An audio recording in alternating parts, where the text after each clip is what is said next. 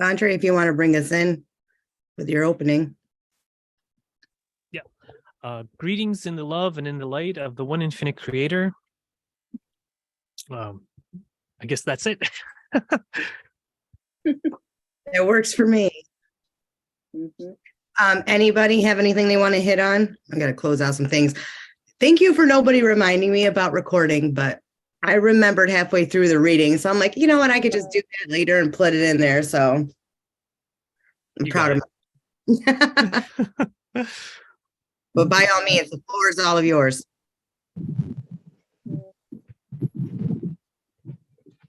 I found it interesting that they mentioned that the rituals described in the Esmeralda Sweetwater book were legitimate, even though it was fiction.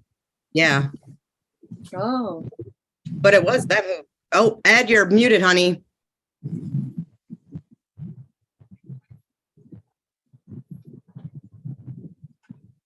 Sorry, I muted everyone in the middle of their reading. Let me hit S on mute then. There you go. Maybe it'll work. Trying now. There you go, bud. Hello. There you go. Hey. Hi, everyone. Love you all. Love you too. Hey. I was going to say, I've been reading the Esmeralda Sweetwater book over the week, so I'm really glad he kept bringing it up. You know, and can I just say, of you. the rituals they describe in it are exactly how you're supposed to think about it when you do the Golden Dawn rituals. Like, so many of them are basically like perfectly written down. Like when I'm doing the LBRP or like, well, that's exactly how I visualize it. So, when he's talking about like, did we get this bit right in the Esmeralda Sweetwater book, and Ra's like, yep, that's spot on. Honestly, it's kind of perfect because in my head they wrote it down perfectly. I mean, don't be wrong, loads of the rest of the book is a little bit weird. Like, I don't know, like if they're saying that the entire book is factual, I'm not going to believe that. But when it comes down to the actual kind of metaphysics written in there, loving all of it. Yeah, from what I gather, it was it's a fictional book that was written to portray these rituals. I personally, as I'm reading through it, I kind of feel like, the whole thing about Carla being, a sixth density wanderer coming back, and that's why she's the best channel and blah, blah, blah. I feel like this is kind of intuitive, like Keylontic knowledge that she's been carrying like forever, and they, when they were writing a screenplay and when they were like, putting together the like story, I think that his GD experience with like, actually doing the rituals and her kind of like, somewhere up there knowledge is what kind of wrote that book. I'm going to have to read it. Can I just say as well, he gave away the bloody end. I haven't finished it yet. And he's talking about like the end of the book in that session right there. I mean, Ra, come on, man. Like, just giving away the end. It's just unfair. Free will to read it. Exactly. I was all excited. Like, how are they going to fix this? Now I know. Thanks, Ra. It appears we need interdimensional spoiler alerts. That's it. 100%. From 1981. What's the author's name? Well, it's written by Carla and Don. It's basically their kind of fictional book. From what I can make out, it's like before they started doing much of the channeling work, it seems like Carla already knows what's going on. They have it on Amazon. It's on Amazon. Yeah, it's on the LL Research. You can get it. You can get it on the LL Research website. That's right. Yeah. All right. I put the link in the chat. Yeah, he put it in last week. I just went on there and found it. It's a really lovely story. Like, it's a beautiful, like, fun book. It really reminded me of. Has anyone read a book called The Celestine Prophecy? Mm-mm. Anyone heard of that? Yeah, I read it. Yeah, I heard of it. That's a fantastic book. But it reminds me of that. It's just kind of like an exciting adventure story that has just got like chock full of metaphysics, chucked in every single place they can pack it. And yeah, that's the crucifixion of Esmeralda. It's kind of a bit of a silly story, really, but all of the science, like the metaphysics in it, is just perfect. What was that called? That book you just mentioned right now again? Philistine. The Crucifixion of Esmeralda Clearwater. No, the one that you just asked if we all read. Celestine Prophecy. The Celestine Prophecy by James Redfield. Okay, it's a beautiful book. Beautiful book. It's incredibly written. The second one, the 10th Insight, is actually a bit depressing, but the first one is just amazing. Yeah, I agree. The first one is good, and the rest are not so great. Yeah, no, it's they kind of lose momentum in the kind of resonating. Mm-hmm. Let me see. Did anyone else have any questions or comments about the session? Okay, there's loads in there. Well, I'm kind of wondering what the overall take is on the infiltration of negativity into the Golden Dawn and how it, was referenced there. I wonder what do you all know about that? Well, could someone first, clarify what you mean by Golden Dawn? I'm not sure. I've heard that term. I am a neophyte level member of the Golden Dawn. The only reason I joined the Golden Dawn is because Ross says to do it. Before that, I thought Hermetics is got to be evil. Yeah, it's far too close to the Masons for my liking. But then, I got headhunted by wizards and said, come and join the Golden Dawn. So, I did. Don't get me wrong. Most of it is absolutely like Ross says. It's you understand the simple disciplines, the astrology, the Kabbalah, and the tarot, and you put them all together into a system that kind of gives you a hermetic path, to enlightenment, I suppose. The main problems I've found with it has been, if you listen to the Ashanayadine Voyager stuff, she talks about how the hermetic tree is wrong. She talks about it as like the dark star death mechanics or some nonsense. But when I first saw the sacred geometries of the hermetic tree, I didn't get how it works. How is every single other sacred geometric pattern in the world has symmetries, has correlations? Why has that one just got loads of bits missing and it doesn't add up to what it should? Now a large chunk of like the Golden Dawn comes down to this Kabbalah based, mysticism, which, don't get me wrong, is incredibly complete, and basically you can connect anything in the universe to it in a perfect way. It's beautiful. But why doesn't it have the extra dots? So, who knows? Just my opinion. Where's Trevor when you need him? I feel like he would have an opinion on this. Or a thought. If you want, I can put up like the Cicero and the Israeli complete guys to the Golden Dawn on the web chat, and you guys make your own opinion. You don't actually need to go to a temple to join the Golden Dawn. And one of the things that Ra says is that it is the path of the white magician. Yeah. One of the things about the Golden Dawn is a lot of it's about experimentation. It's about kind of like learning things and incorporating them to build a bigger system of high magic. Don't get me wrong, a lot of that can go astray. Aleister Crowley didn't always get things right, but that incorporation thing, I suppose, is kind of how we learn and progress, and the Golden Dawn's very good at that.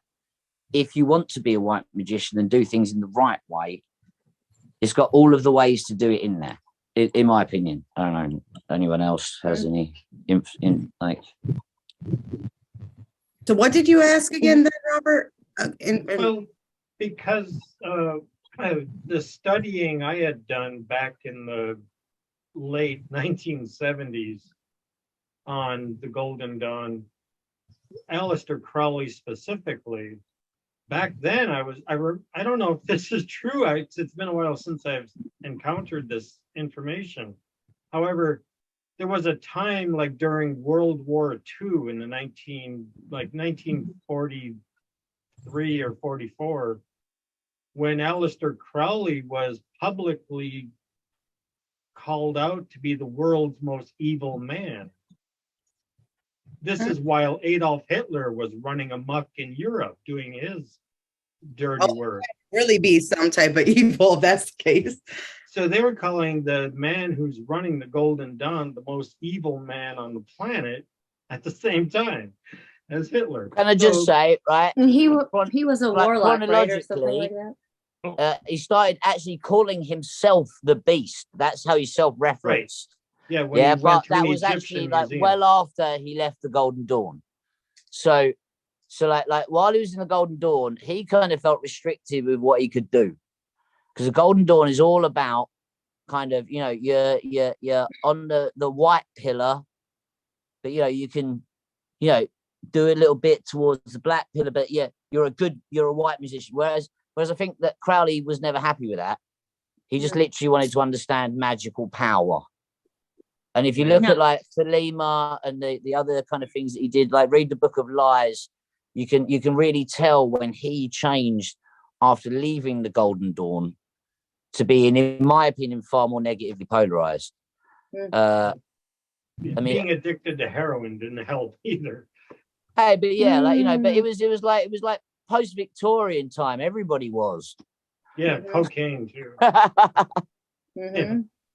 Yeah, I was just looking at the Wikipedia page, and Golden Dawn is founded by some Freemasons like a while before Aleister Crowley. And I concur with Ed that from what I read of Aleister Crowley, he joined them for a short period of time, and then he went off to do his own thing. And notably, I think interestingly, that neither Hitler nor Aleister Crowley graduated on the service to self path. They didn't graduate at all. They were both in the sinkhole of indifference. I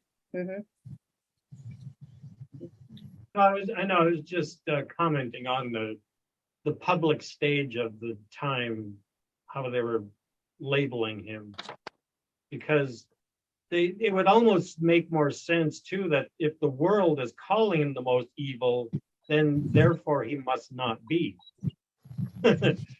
Because they typically are telling us misinformation, disinformation, whatever.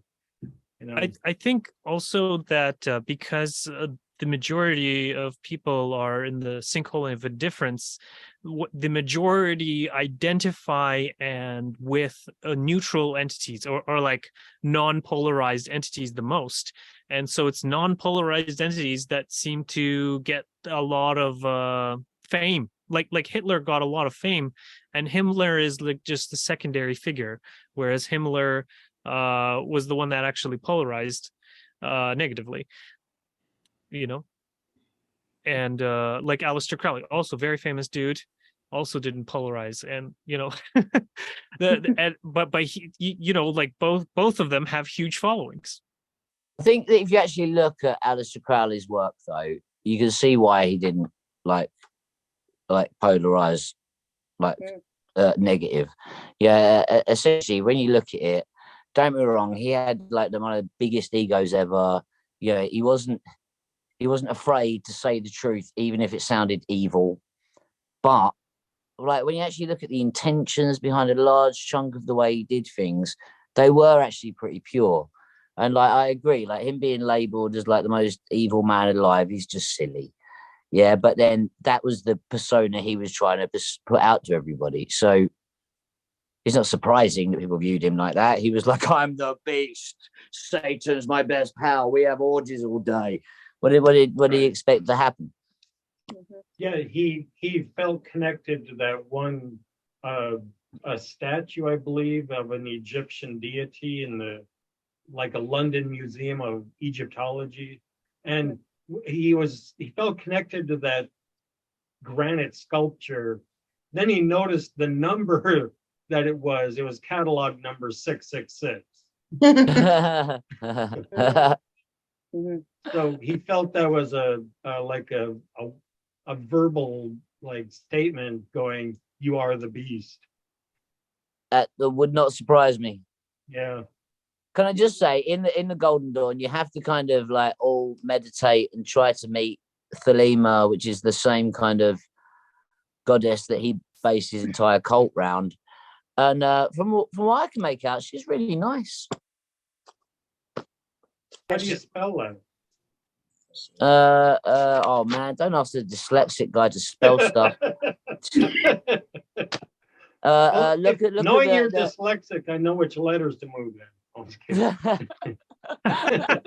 It's got a th at the beginning, like a lemma in the middle. Thelema, it's Thelama. There you Oh, go. okay. See, Yeah. the So Book of Lies, I would say, is one of the best bits that Crowley wrote, because that's kind of just before he started the Thelema thing, and it's got the kind of best of both worlds. It's got all the GD stuff that he based, but it's also got his kind of bringing in of the Eastern things, and you know, because the Golden Dawn is very heavily based in the kind of Hebrew mysticism. That's what I thought. It doesn't kind of allow much room outside of the those building blocks that it has. You know, and Aleister Crowley was a big believer in just finding loads more blocks to add, you know. And that's reasonable. I appreciate clarification on him, though. Like I said, I was going on really old memories of that stuff too. So, can I just say, weirdly, my favorite book of his is actually Diaries of a Drug Fiend, and that's got nothing to do with the occult. And why is It's a really good book.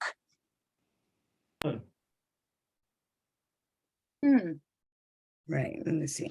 I mean, back then in the 40s, it wasn't in the 40s, and a little earlier, that the seance thing was really heavy and hot going on. And so if you made yourself into like a big gangster wizard, warlock, whatever you want to call it, that the press will come and the money will come. And I don't know what he was worth or what kind of monies he made, but obviously he was well known, because I think I've even watched some stuff on him on the History Channel or whatever. I don't know. Yeah. But I think that that's like rock. Madonna, take Madonna. Sex sells. Back then, sex sells. It still sells. And so when she first started, it was all sexy and all that, you know, and she kind of tamed down a little bit. But I mean, if you think about it in that way, that the big bad Satan guy or Lucifer or whatever, black magic, and I'm the beast, that sells. That's like Ozzy Osbourne ripping a bat or whatever, a fake bat head or whatever on stage. And I mean, that just put him in the book of records, you know. So it sells. They say he got extremely famous and popular in the occultic circles, and in fact George W. Bush is rumored to be his great grandson. Oh, Aleister Crowley's. Oh, Have you heard the thing about Disney? Well, that he did a spell for Walt Disney before the company really got going, saying that it was going to be this like multinational take over the world kind of corporation. It did. Oh my God, how powerful was Crowley? But my thing is, in this Golden Dawn I was reading up on it, they don't want any talk of, you know, Satanism or any of that. It's strictly, you know, good white stuff, not the dark, and whatever makes white magic versus dark magic. I guess it's however you wield it, you know. Like I was saying the other day, you know, you've got the two pillars, you've got the light pillar and the dark pillar. Then you've got the middle pillar.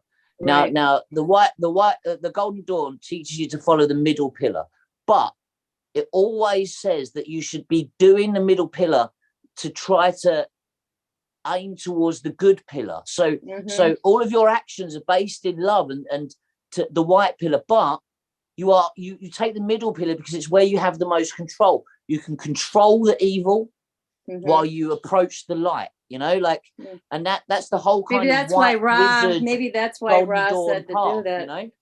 Yeah, maybe that's why he said to, you know, go ahead and learn the techniques, or I don't know. Well, I didn't I would just find like to him say, if I recommending can, it, at least in the Oh, 12-1 oh, contact. oh, okay. I hear But- someone, a yeah, I woman, was trying, yes, I was wondering if I could interrupt. Go ahead. Yeah. It's the light and the dark is just one.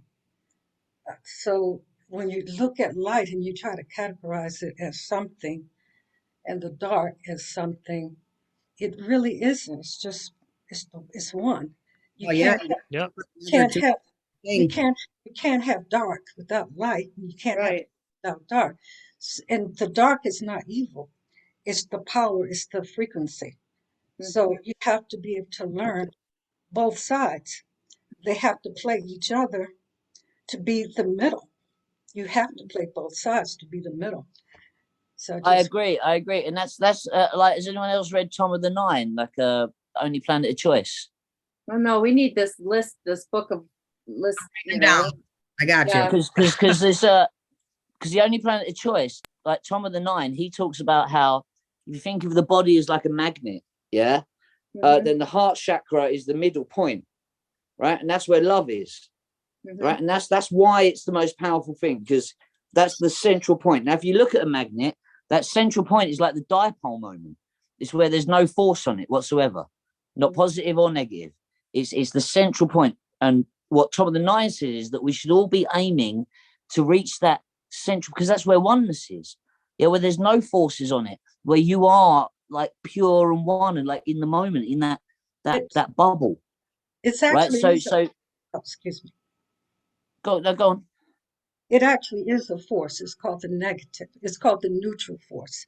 So this is where it neutralizes the two forces. But Everything that's is it. Like, yes, everything is a trinity. It has to be a trinity. You have to have positive, you have to have negative. What neutralizes is called the neutral force. So you know, that's like equilibrium, you know, however you want to define it, is that point in the center where there's no forces applied to it, either positive or negative.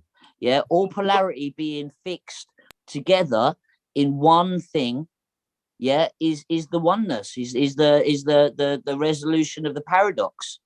You know, right. It's called the Well, I neutral just force.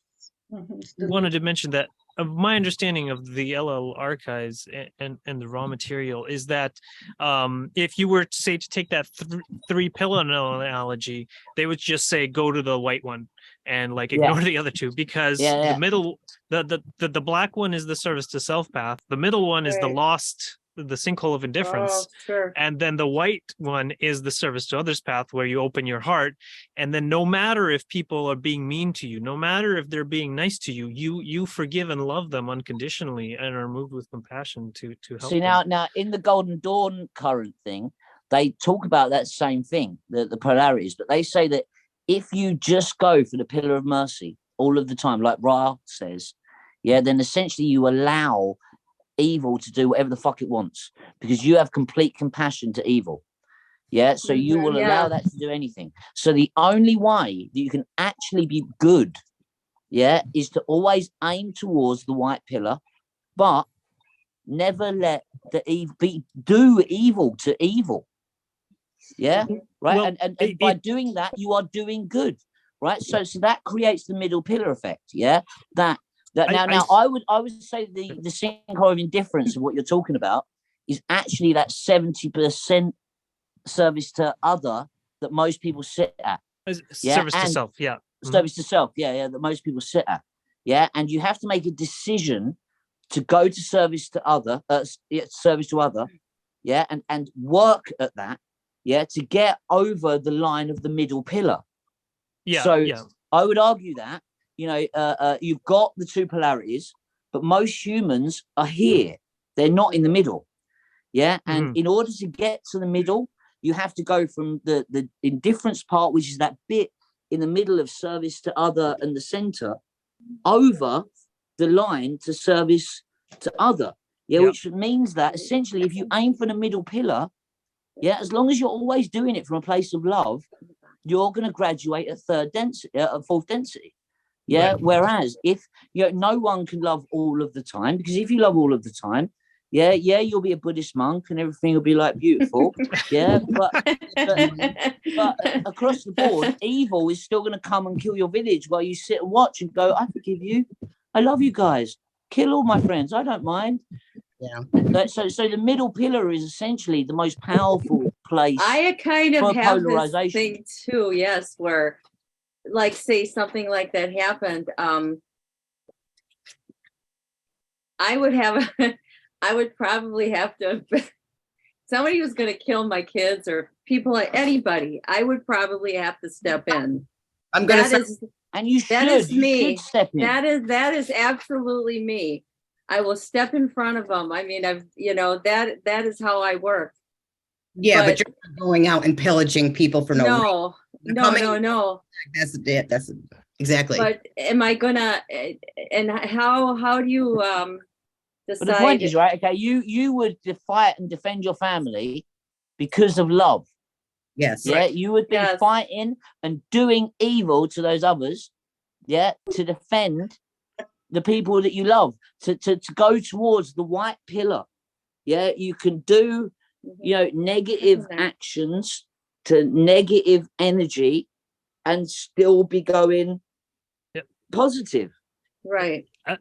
LL Archives mentions that they only mentioned this one time, but basically that it is possible to have your heart active, and then if you have all of the chakras active up to the heart and including your wisdom chakra, then and pretty much only then you can say kill what do you call it in a correct way or something like that.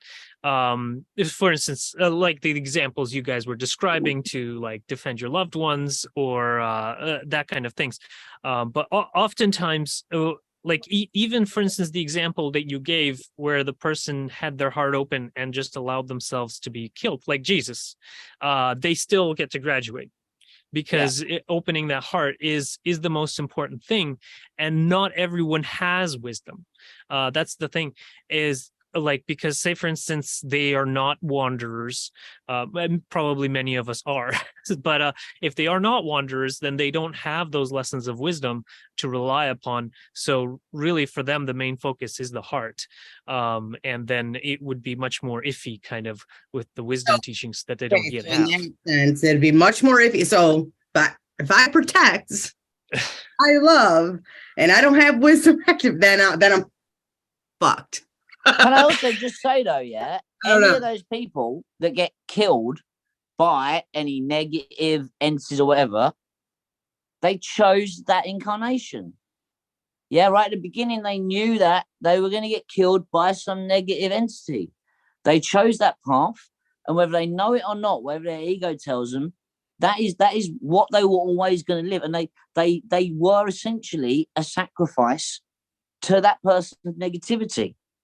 You know, if you go to the middle pillar and you would happily give yourself to feed that negative entity's want, that is a massive act of sacrifice, and that is a massive act of service to other. Yes. Even if what they're doing is massively service to self.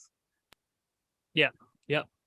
So You take the ego of yourself out of it, and just purely the actions that happen as you as an entity, then dying because of some evil fucker is actually an incredible karmic release. Yeah. You're exactly right. And I like the fact that negative is coming up, because there really is no such thing as evil and good. That's man's creation. Yep. Ra talks about negative, positive. It's negative just means ignorance, lack of knowing. So Separation. it means it's separation and attraction. It means that I guess I can't finish speaking. Sorry, go ahead. Sorry. It means it means ignorance. That's what negative means. It means lack of knowing. So when you look at positive, that means knowing. But both are still one. This is the point that I'm trying to make, is that as long as we keep seeing separateness and not seeing that they serve each other, Mhm. because it's just one force, which is called the neutral. It's the neutral grounding force, which is called love. So you have, if you try to progress toward the law of one, then you have to create in your mind not a separateness in negative and positive. If you do evil and good, which is a man creation, you will surely stay separate. Surely stay separate in your consciousness. I totally agree. I feel that kind of like with when it comes to this search for oneness, yeah, like positive and negative polarity in every regard falls apart. That's what I was saying about Tom. You know what Tom of the Nine was talking about. That really, yeah, Ra across the board. Ra teaches positive polarity teachings of the law of one. Yeah, and whichever way you read it, he's always trying to get you to go to the positive polarity. Right? Don't be wrong. He's totally right. But then if you look at Tom of the Nine, he's saying that everyone should be ideally everyone wants to be, you know, positive polarity, oneness. But in our incarnation where we are, the center point is where we should be heading. Other things like, has anyone read the Seth material? Mm-mm. Yeah. Because in that, I think that a large chunk of what he says is quite negatively polarized. yes, It's far more about the self. I agree. You know, Mm. so I think between the three, you've got a picture of, you know, negatively polarized, not evil, because Seth isn't evil at all. Yeah, he just gives a much more service to self view on the same material. And then, you know, you've got Tom of the Nine who says, you know, this central point is where you should be. And then you've got Ra who's saying that's where you should be. Like the positive, everything, beauty, love, and light. They all say Like exactly actually, the same information. yeah, actually he does not. You have to see what he's talking about, because you can't have positive without the negative.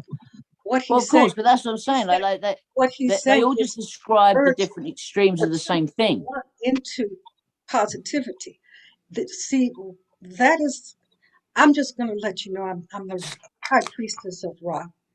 I wasn't supposed to say that, but I am the high priestess of Ra. And Cool. I just so, wanted to add a clarifying point based on the Love and Light archives, is that the positive emanate that they're positive because they're outgoing, the light kind of emanates from them there because they're service to others, whereas the service to self are negative because they're sucking in services. Mhm. So they're dark because all of the light comes to them. So they're sucking it in, and that's why you need both polarities. You need, correct, in order to have service to others, you need some people that want the service. correct, And so yeah, you have both in that regard. right. Because ultimately, everything exists by the Trinity. He's alluded to that, but he has not mentioned it because at that time it was not needed because people would not understand it. Now I don't know. I'd we're say in that a Ra different talks about Trinities a we're, lot. we're in a different time. So now what he's bringing, I am the priestess of Ra. It's the Trinity is the manifestation of all things. So you have to have positive and negative. They have to merge. When they merge, they become the neutral force, which is love. It's like a circle and a dot. Your Well, consciousness, where's free will involved? that's an illusion.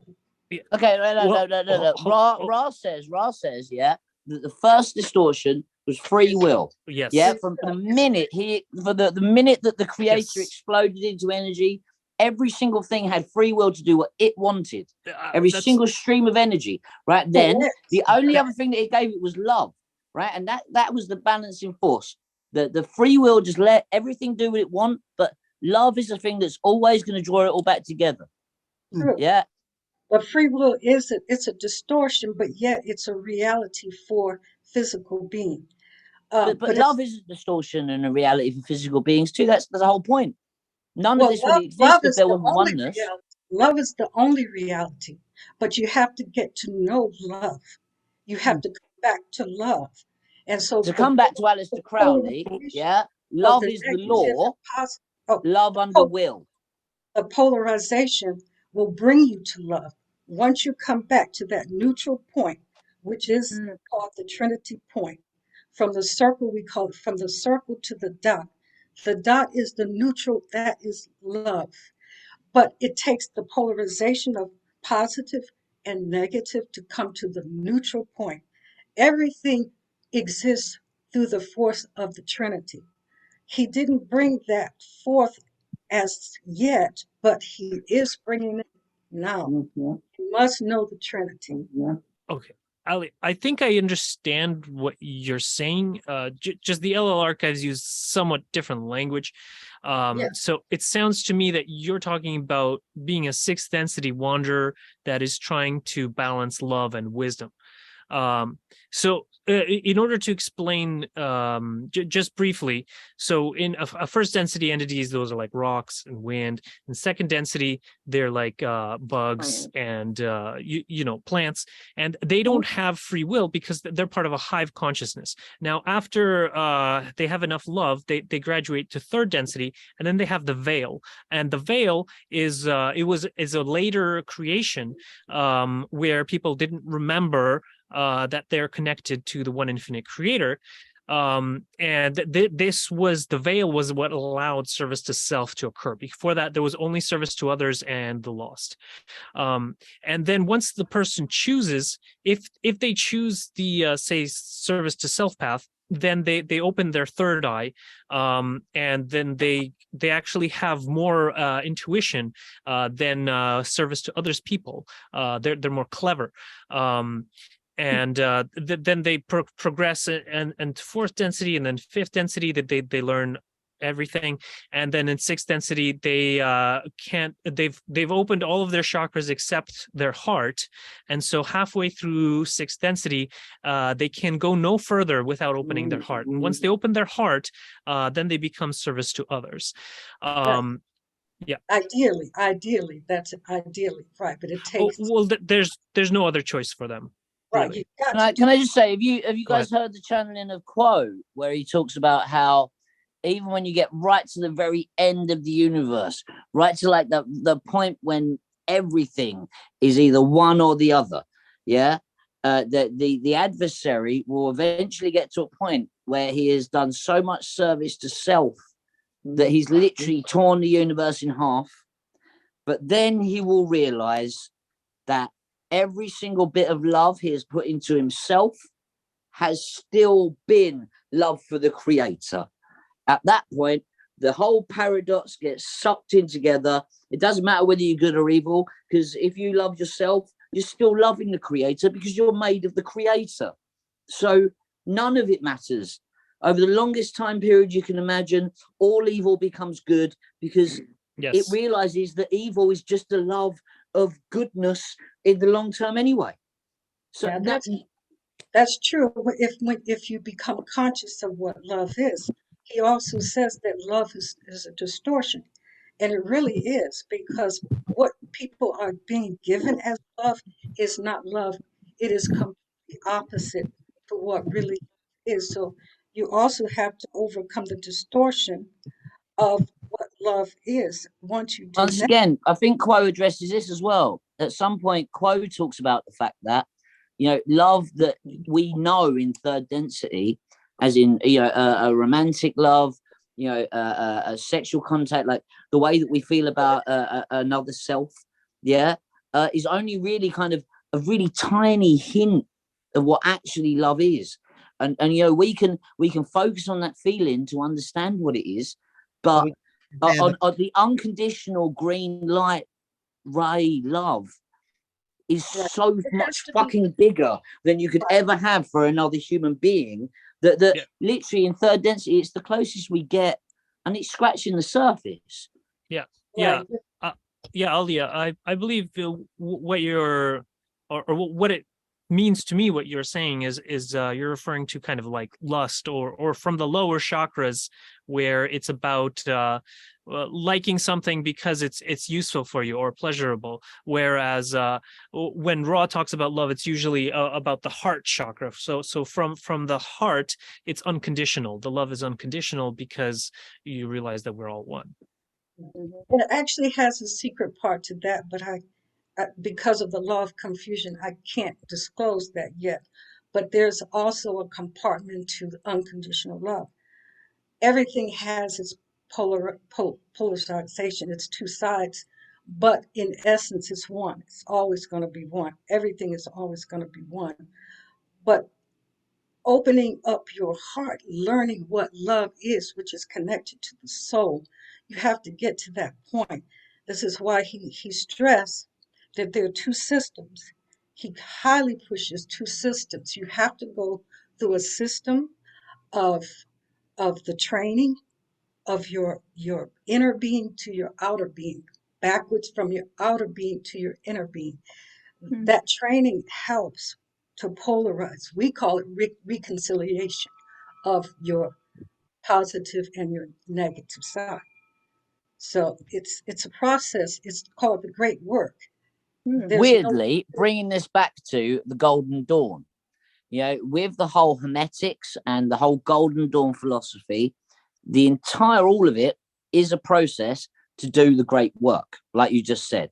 It is going through the Sephiroth of the Tree of Life, step by step, analyzing the person that you are, the different forces that are put onto you by the different planetary bodies, or the different, the archetypes of life, following the tarot, which is essentially the Hermetic Bible, all the way through all of the different archetypes that exist to fulfill the Tree of Life and understand yourself, so that you can, follow the middle pillar and crystallize a human like Jesus. And so when they use the two pillars, it's negative and positive. It's not good and evil. Again, that's man's terminology. Yeah, there's no good or evil. Can I just say though, right? If you say that that's man's terminology, one of my favorite books is the Cosmic Doctrine. Disrespected like that. No, I'm just saying that one of my favorite books is the Cosmic Doctrine by Dion Fortune. Has anyone read that? Well, I think Alia was saying something and she wanted to finish. Yeah, unfortunately, sorry, I do apologize. There's that overlap and it's hard to hear. So if you just kind of go one at a time, that'd be great. So that way everybody gets everything done and they don't feel like they got cut off either. Because I can see we do it all the time, but it's not. I promise you that. Yeah. Sorry. Thank you. Love and light. Thank you. Yes, I was just saying, the fact that I'm just here to assist. Again, I am a priestess of Ra from the temple of Ra. I was asked to come here because I do channel Ra. It may be unbelievable, but we are in a new cycle. And he comes through purification, which I had to go through. I can't count the number of years I had to go through purification for it to contact me. So all I'm saying is that we have to get rid of the terminology good and evil, because that is what's corrupting and stopping people from moving to the densities that they need to move to, because it's man-made. If you understand that you are electrically charged and positively charged, which is electromagnetic, that's what you are. So you have to learn to take these two forces called negative and positive to create the neutral point, which is the middle way. That's all. That's like what Tom was saying. Be the dipole of the magnet, not the positive end and not the negative end. Yes. Well, the Buddha says a similar thing. Yeah. Because can I just say, did anybody see? I mean, I don't even know whether it got posted. I put it up earlier, but I don't know whether it got approved on the group. Today? Yeah, today. Yeah. I haven't approved anything today. Okay, so I read the scientific paper that came out like literally like the 10th of January. Yes, it's like as up to date as you can get. And basically it talks about using lasers to create structures built out of photons. Yeah. Mhm. So remember the two sessions ago, the bit where he talks about how they can use light the same way that we use a tool of a pencil or whatever. I can't remember the exact quote. Yeah, but remember it was like 2 weeks ago in the session 67, because that really stuck with me. The fact that they can just make things out of light. Yeah, yeah. How does that work? Right. So I spent quite a lot of time meditating on that since that session. Yeah. Yeah, And, how does that work? Yeah, I've been Everything is tons light. and tons. Yeah. Powered Tons by of love. It will But lack this is it, soul, but it right? will Loads lack and loads of soul. different ways that physics and what the way that I know occult anatomy to work. Yeah, how can that create something made of light? Yeah, right. So this paper came out on the 10th of January that basically describes how using lasers and specific magnetic fields you can build toroidal structures and other shaped structures, yeah, out of light, out of photons moving in a specific progressive pattern. Yeah, and then they can beam this into a substrate and it will hold its own shape and propagate throughout, as literally a shape, a structure made purely of light. So they Right take now, the light and they put a schematics on the light, and it goes into a substrate, and then the light interacts with the substrate, and it takes on the shape that it what they wants. do is they create a vibration of light, Right. of photonic particles, Okay. that essentially, as it goes round in the system, it holds its own shape. Okay. You know, they've been able to do this with magnets for ages. You can set up a magnetic field that will essentially, the magnetic field in the center will be able to create a shape. Yeah. And then as long as it's in that magnetic field, it will hold that shape. Right. But, right, they've just been able to start doing it with photons. So light, building things, structures that hold their own shape independently. Imagine like a smoke ring. You blow out a smoke ring. Yeah. And it's just that ring of smoke. Yeah. They've been able to make that ring of smoke out of light particles.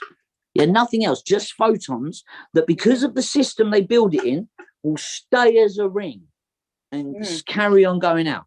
Right now, if you think about, let's say when I put up about the LBRP, the banishing ritual. Yeah. When you do that, you're supposed to essentially imagine pentagrams made of light. Yeah. That you are using your consciousness to project out. Yeah. As that system, as that symbol formed of light. Right now, all I'm saying is that paper shows scientific evidence that you can build what looks to me, when you actually look at diagrams, fucking sacred geometric patterns out of photons, and they exist on their own without needing anything else. Right? If that isn't how thought forms are built, if that isn't how, like, the symbology into light, into changing reality, it is how magic works. What? We're proving it with science. You can actually look at scientific papers where they are making thought forms using a laser. Yeah. Yeah. Who's to say we can't do the same thing? Yeah. They actually also did studies, and they found that using lasers, they could make atoms and construct things. That's essentially just organizing spin ratios. We are talking about because that's essentially making quarks out of photons. Yeah, we are talking about using nothing but photons. These are just photons spinning around in a specific geometric pattern that they create a structure that will How stay did they get them to structure. create the pattern? I mean, how did they get them to create the pattern? They're just literally, it's just a spin pattern. Yeah, you get an energy field in the center, and you beam them in at a specific ratio so that they create a specific movement. That once they're trapped in that, they keep spinning in that exact pattern. Oh, and they have to be held by the? No. Once you start it off and they all start spinning around each other, the photons themselves are the things that hold it in that shape. Right. Right now they've been able to do it in a magnetic field, because a magnetic field is a stable field. So once you've built it, that structure will sit there. Yeah, right. But Does that create an energy? That's what I mean. It creates an actual a structure that you can observe. I know the structure, but I'm saying, are they looking to create an energy with it? It's almost like well, we're talking about a magnetic field. Yeah, right. So if you get magnets of a specific shape or whatever, then the magnetic field that they produce in the center of that field will create a structure. Okay. Yeah, and it will be able to hold that structure, and you'll be able to manipulate and move that structure around depending on the field that it's in. Yeah, now they've only just literally, this paper came out like a week or so ago, 10th of January. I don't know what the date is, but no time. Yeah, when they've done the same thing of creating this structure, but using like photons. Yeah, so a light particle that they've made to get into a shape where other light particles spin around each other to create a shape that when you take the lasers away, it's still there. Okay. That's right? what I want to know. You create, if you take the lasers away, it's still there. Yeah, how long does that stay that way, though? Look, is it look. Were you talking about lasers? Yeah, I'm saying the human brain is 1,000-fold better than any laser any human will ever make. Every vibration that goes down a microtubule focuses that laser into something far more that you need like a array of lasers the size of a building to do what your brain can do. Yeah. Well, one of the analogies I like is that our bodies are light bound by love, and our consciousness is love informed by light. Correct. Okay, so I read this Manly P. Hall book the other day about thought forms. Yeah, and he says every single thing that you think, essentially you create in the astral. Yeah. Every thought. Oh boy. I got some stuff running out there. forms realities in the astral planes, right? Every single thing you've ever thought has said some kind of thing. Yeah. Now what he says is that we are the children of God. Yeah, we are essentially the thought forms in the reality of God, right? Now, when we create, when we think, those things that we think, those thought forms that we create are our children. Yeah, right? The same way that we are God's children, right? So everything that you think creates something. Yeah, you are the mother and father of billions and billions of thought forms. Yeah, and like focusing how you think so that the only thought forms you create, that's that's populating the astral planes with beautiful living entities rather than evil ones that come from our animal instincts. Yeah. And like that's part of you. That's one. To call it evil, you're calling yourself that. I don't. Okay, right. Back to evil, good and evil. Yeah, like I said, the cosmic doctrine by Dion Fortune. Let's let Alia. Yeah, sorry. Yeah, that's you. Again, you have to be very careful with your words. Ra says, because like I said, I don't know if you heard me. Ra channels through me, channeling through me now. What it's saying is be tell him I love him with your words, because your words will separate. You're trying to integrate. You're trying to reintegrate. So be careful, just like you said. True, words hold power. So you have to make sure that your words are creating the environment of what you want to come back together. It's all about purification too. You have to go through purification. There's so much in your hidden, which we talk about the potentiator. If you know who the subconscious mind is, then you know that that's the thing that has to be purified, because from there is what creates outward. So purification is something that has to be ingrained in this process that everyone's going through to reconcile, purify the heart from the distortions of what love really isn't to what it really is. It's going to be needed in order to got to move do the shadow work, right? Yep. Yes, some people Integrate do your call it shadow. the Yeah. shadow, That's right? it. Don't But don't you've don't got to, fight your shadows, hug them. but you've got to Yes. know what your shadows are, and that means going into the subconscious mind, because that's where they're hidden. That's what has to be unhidden. In Egypt, it was called the veils of Isis. So it's veiled within the subconscious mind. That's the thing that you don't know anything about. You only know about your consciousness. So a part of what he's saying, and he doesn't explicitly say it because he would be breaking the law of confusion, just as I have to be very careful what I say. Don't worry about it. Lay Yeah. it on us. We can hack it. Oh no, You can't I because don't they want know. I don't want the Confederation on me. I've been in touch with the Confederation. That is a serious thing. Ask them about me. They'll be like, yeah, tell that guy whatever he needs to know. You're not gonna get it out of her, We- okay? It's all good. Yes, Let's just I make it. If like she her. did, I bet What you is they her would. name up there at Just the saying. top? What's your name? Oh, Amanda. Yes, because my students, they say that to me. They're like, when new people come in, don't push her because she is not going to say, I am not getting in trouble. Because really, it's really to be honest. Right. I would be doing not love if I was to tell you everything. It's not love Yeah. because to discover is what brings about conscious raising. It's all Sure. about discovery. So I'm I'm not going just, to argue with that yet, but like I am no lamb. Milk You're for no lambs, lamb. meat for strong men. Yeah, I am no lamb. You can lay it on me. You're the ram.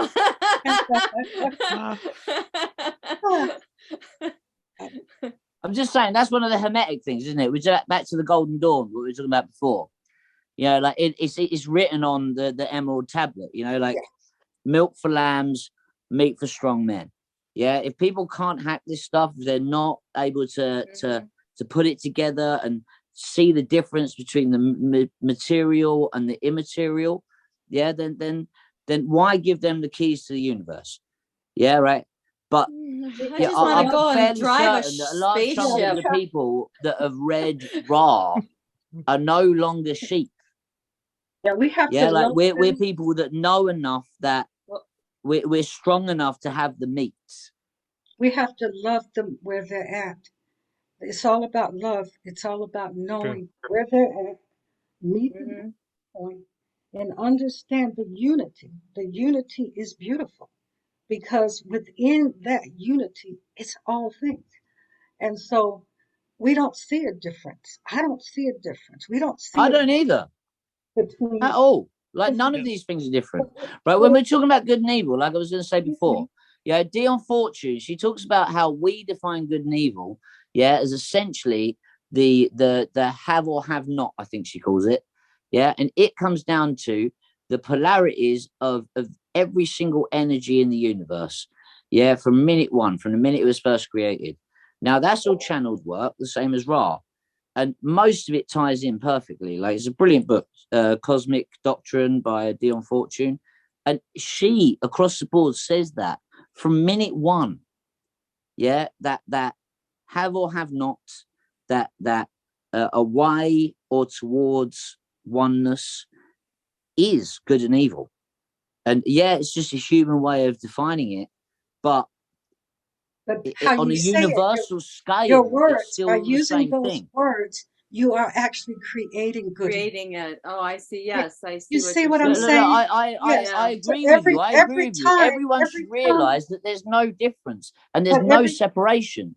Yeah, every that time, good or evil are just opposite ends of the exact same scale. So the scale itself is what's important, not what you're on it. Yeah, but right. We are what we, all on that scale. We have to forgive the words too. yeah, Exactly. Right. What I'm saying is that there's lots of ways of defining those words. Yeah, and Sure. positive and negative, yeah, or whatever end of the spectrum. And I agree with you 100%. Everyone in the universe should know oneness, yeah, and nothing else.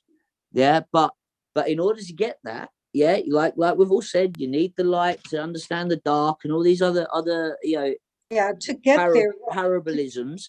Yeah, the fact is, every single strip all of it away, there's only oneness. Yeah, like that. There's that one polarity: evil, good, positive, negative, up, down. Well, Yeah, it's hey, still one pencil. Yeah. Oh, Fred Let- wanted to let- say something. Let's let Fred speak. Let's do this for, just an easy compromise. And I understand what Aaliyah was saying about the good and evil. You're manifesting the reality of it when you recognize it. Just like in the Bible, since the beginning, when the so-called scales were lifted from their eyes and they were able to see the difference between that so-called good and evil. It's positive and negative. So we understand it as positive and negative. We understand that it's just positive and just negative and it's just neutral. And that's what we are talking about. So I think everybody in this group is well past the evil and good narrative. So why don't we just refer to it as positive and negative, and then we all know what we're talking about. Yeah. Correct. Because actually, when you use that, that's the Orion influence. The Yes. Orions created. You are right. Things. Yes. I'm trying to neutralize it by saying, if you use those words, you bring in that energy in, because words you speak manifest. Every word manifests. So I see you lovely people. I see the soul. I see the family. Don't allow the Orions to filter in through the words, because the words are a curse.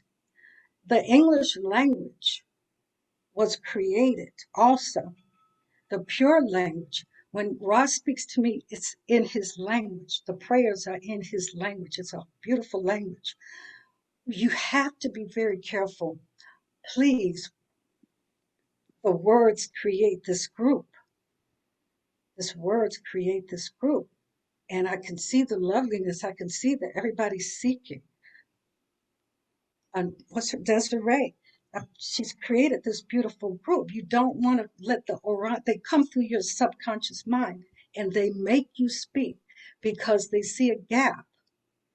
Because not everyone has purified the heart. And until the heart is at a vibrational level, the orons cannot come in. But if it's not there, I hear them coming in, unknowing to yourself. So use the words that Ra has given. He doesn't say good and evil because that's Orion language. So I just say these words in peace. I wanted to see if some of the other people like Becca, Israel, Jesse, or Benny, or John wanted to say something. Michelle, if you guys, because you haven't had a chance yet. I don't know if you had a question or if you had a comment. I just like listening. Okay. All right. Well, I just want to make sure everyone's happy. Everyone feels included. Since I missed it in the reading, thanks to a party I couldn't park for. Just been listening and learning. Okay. Well, thank you. Thank you. Here. I had a question. Go ahead. It doesn't pertain exactly to the reading, but it actually pertains to what we were talking about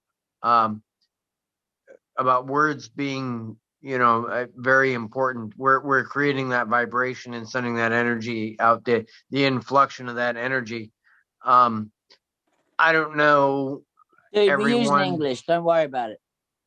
Yeah, I don't know what everyone's social situation is, but I really only have like 2 friends that I talk to. Yes, you got a whole group right here of friends, buddy. Well, I love you, man. You're my friend. I love you. Yeah, I'm talking about people that I see, physically. I keep a very small Come group. to England, man. Come over anytime.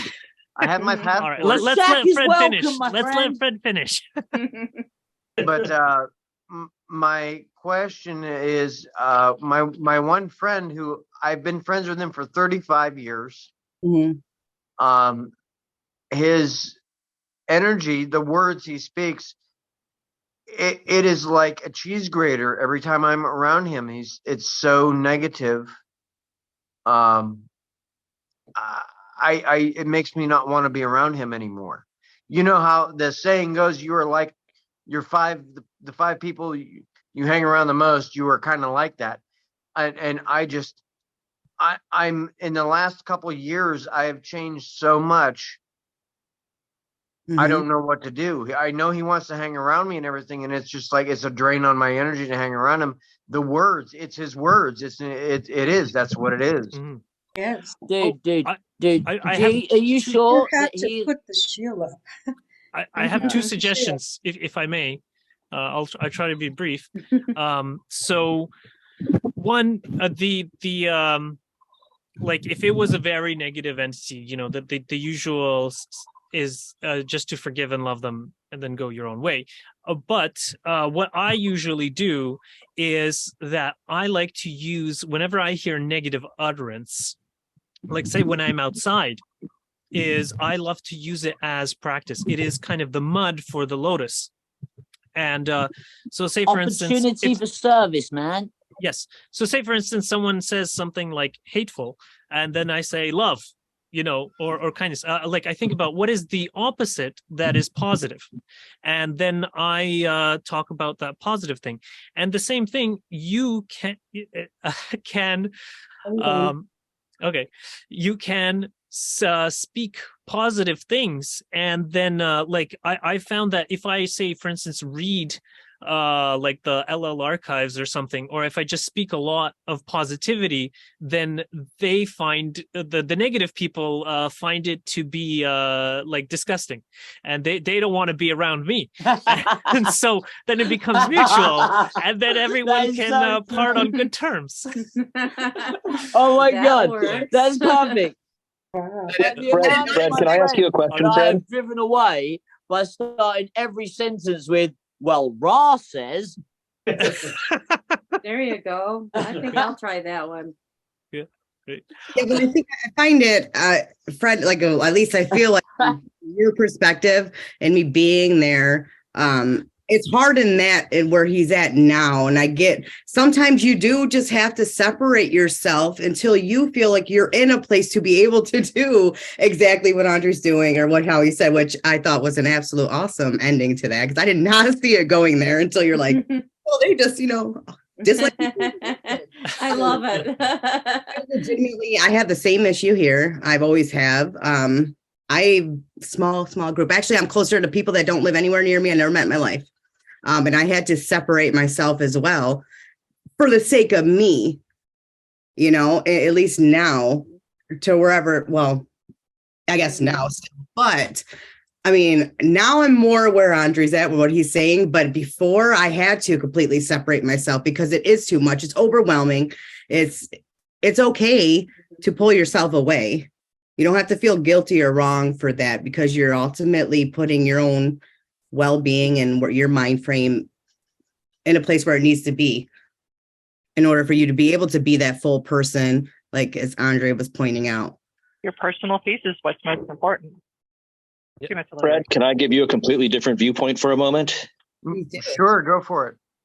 I don't know if you are thinking of yourself in a way that you are service to others or service to yourself.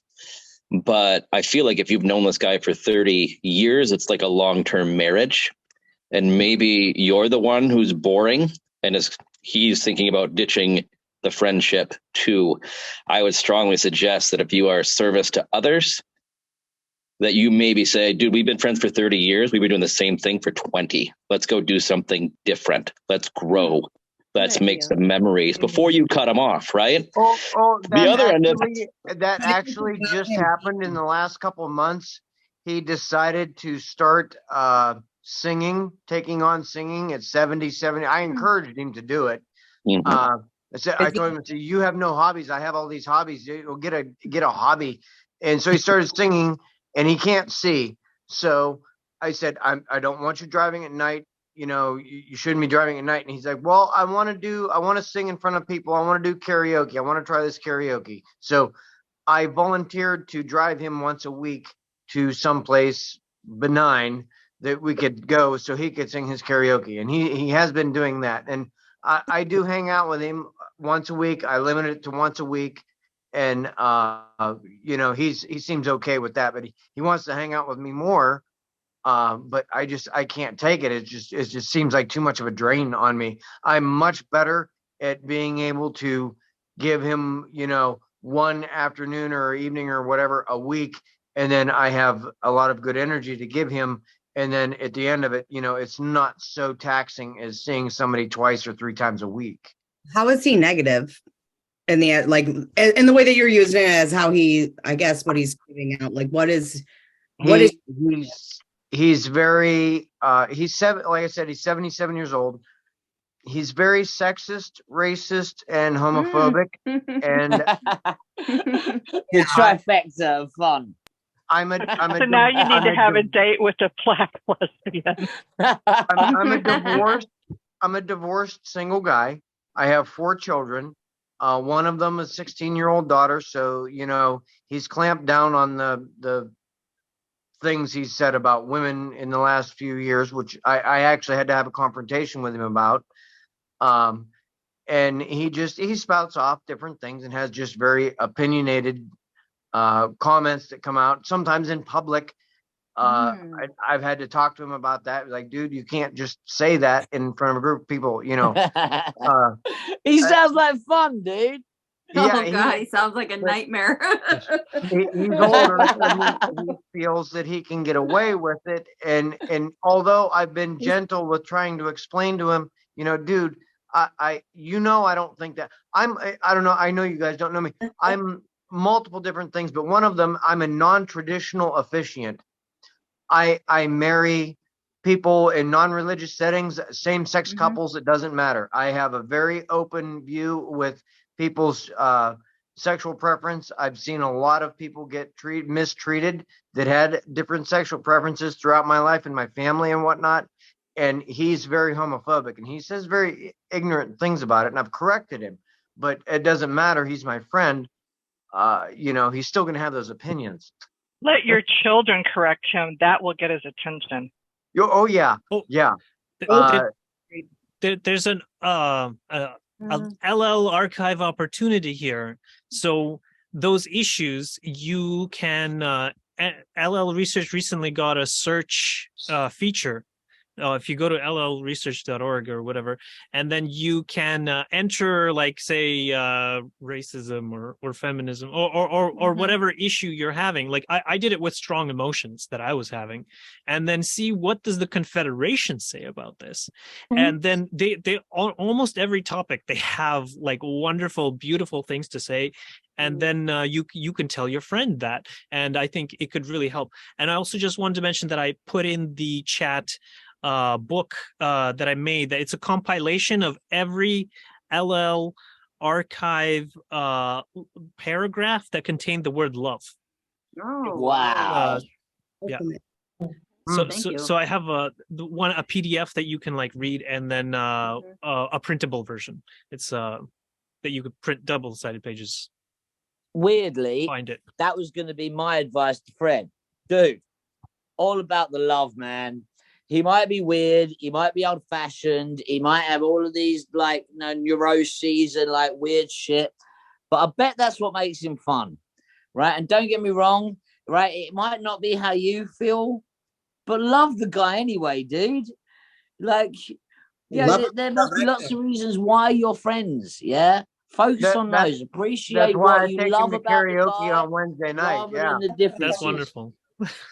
I still remember too that it's a test. Because it's an illusion. Yeah, it's a test. It's an illusion. It's actually mirroring or reflecting what you have to polarize. So he's your catalyst. She's totally right. Okay, let's let people finish it. Thank you. So that's the love. See, that's why when you understand how love works, you'll see it. So it's just the love energy coming to you to show you through them what you must polarize, either something in this incarnation or your previous other presentations. We say that because there really isn't no division. So look at it from love. Like, what is it trying to tell me? So that I can polarize it. Once you polarize you, you're going to automatically polarize them to their level. It's a beautiful relationship. And So it's another opportunity to serve.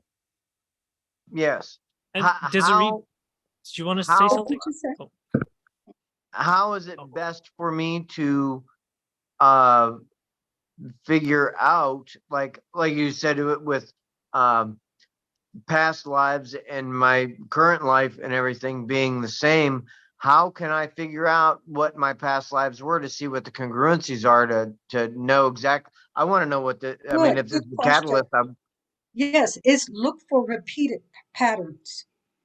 Repeated patterns is usually coming from incarnation. If it's something that you keep getting into a block about, then it's something in this life, which is a karmic effect. So look for repeated patterns.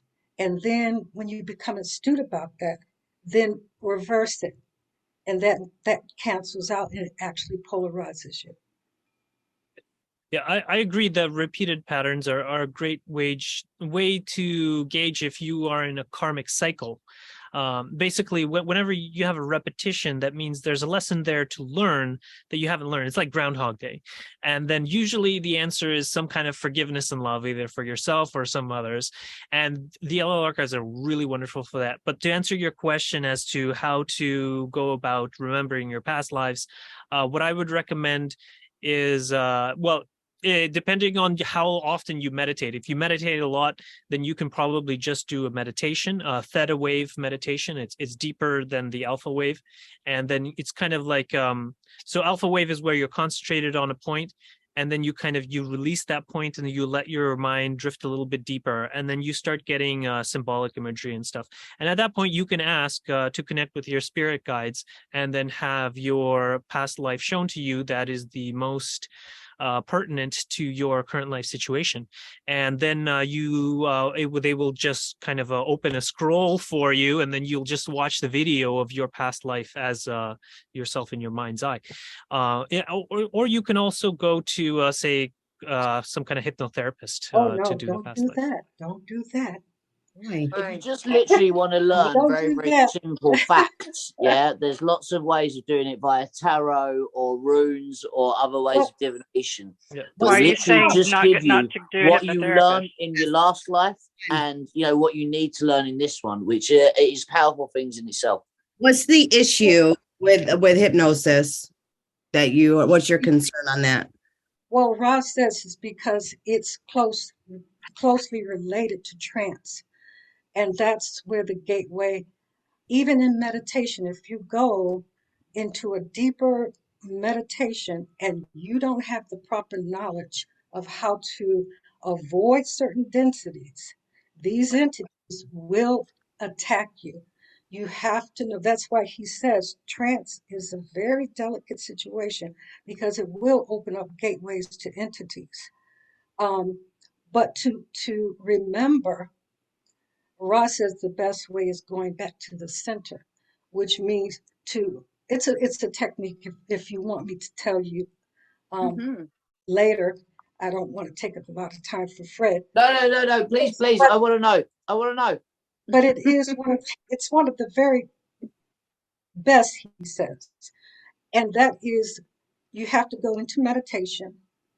You go back to in your memory. You go back like you're going back in your life. Try to remember what age.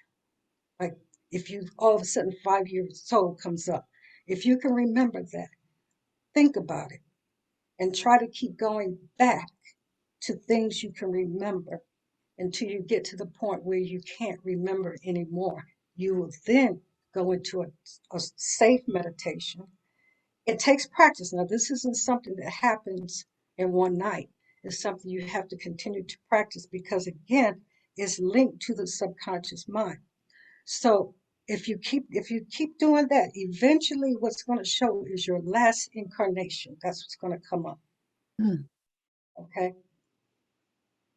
And you have to be very relaxed, very, very relaxed, and go with the intention of love. And then the entities who are around, because they're constantly around, it's a collective, you'll be protected. Always seek protection for anything you do. Andre? Yeah. Oh, I just wanted to mention something that's very often mentioned in the other Love and Light groups is that service to others' entities, do not say don't, because everything is okay. There are no mistakes. And so you really have to make all your decisions inside of yourself, whether, like, say, hypnotherapy or meditation or nothing or whatever is appropriate for you. You have to do that meditation yourself and then figure out if that is the your life path. Thank you. Yeah, guys, it is about 9:50 almost. So, Robert, if you'd like to close us out until next time, I appreciate everyone's input. This will be posted. Last week's wasn't because I didn't record it, unfortunately. But I will include the actual reading in this one, even though it wasn't recorded. Just so everyone knows, I'll have it up by tomorrow. And let me just clarify that. I heard him say not to say don't, but we have to address the distortions that you carry. Even though you may consciously say, this is what you shouldn't say, your subconscious is carrying don't. So we have to always take the distortion ourselves to adjust to the distortions you have. Yes, we don't say don't. You shouldn't say yes or right, because there is no right or wrong, because everybody's perception is correct where they're at. So I just want to clear that up, is that we have to meet your distortions. And until your distortions is gone, that's the only way to communicate. Once it's gone, then we can communicate on the same wavelength. Thank you for that. Peace and love. Robert's going to close us out. We're starting a new thing here. Oh, But thank you, everyone, for being here tonight. Together, through these wonders of technology, we are able to share. We thank Creator for this moment we can have together. We're starting the beginnings of a social memory complex. We are becoming a larger entity within ourselves. And it's with love that we share this, and it's in truth. And we are thankful for all of our friends that are here with us now and the love that we share amongst ourselves. May we also find greater wisdom and truth in our life. And until we meet again, always be within the light and the love. And I thank you. Thank you. I love you thank guys. you. One of you. Appreciate you. Yeah. Love you all. Thank you. Good Or- night. Was. Good night, everybody. Love and light of the one Good infinite night. creator. Good night.